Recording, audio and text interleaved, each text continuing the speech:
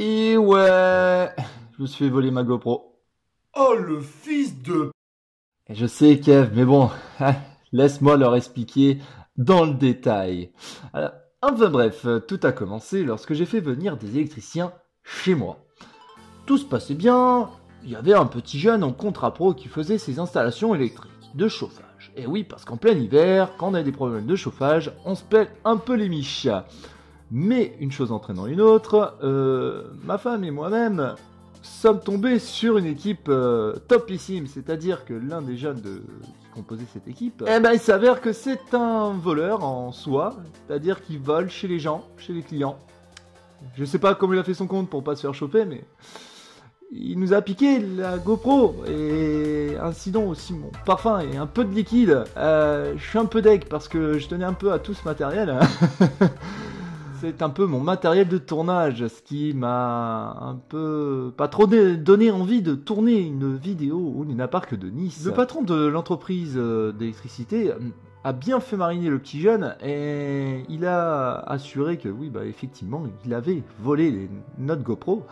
C'est fait licencier, pas d'inquiétude, parce que ce genre de cas ne devrait pas se reproduire dans une entreprise. N'ayant toujours pas récupéré mon matériel de tournage, j'ai dû me débrouiller avec tout ce que j'avais, c'est-à-dire mon pauvre petit téléphone portable pour filmer. C'est pas génial, et surtout si on veut faire des on-ride. De toute manière, ce jour-là, lorsque nous avons fait le tournage, vous pouvez le voir, il n'y avait pas grand monde, c'était vraiment le calme, le silence, mais alors un truc de dingue.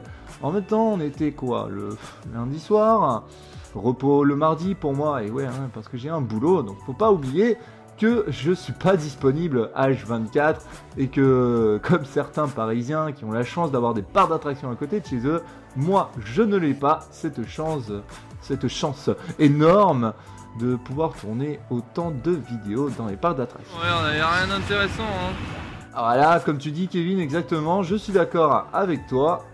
Il n'y a pas grand chose d'intéressant parce que pour ceux qui n'ont pas vu la vidéo au Luna Park de Nice en 2017, il y a eu pas mal de coasters et de manèges qu'on a retrouvé cette année en 2018 à ce cher Luna Park de Nice. J'ai aussi à préciser que le Luna Park de Nice est un Luna Park indoor, c'est-à-dire qu'en fait il y a une partie en extérieur, une partie en intérieur, mais bon, l'extérieur, je sais que certaines personnes voulaient que je filme. Il faisait un petit peu froid, donc m'en voulez pas trop, Je peux pas trop être disposé à me peler les miches quand il fait moins 10 000 dehors. Façon de parler, évidemment. Autrement dit, voilà, vraiment, on arrive à un stade, je suis vraiment navré de pas pouvoir vous offrir un peu plus de contenu pour terminer l'année 2018. Ce Luna Park, cette année, était identique à celui de l'année dernière, à part 2-3 nouveautés, le Tagada, un train fantôme qui était un peu basé sur le film Ça, pour ceux qui ne connaissent pas trop,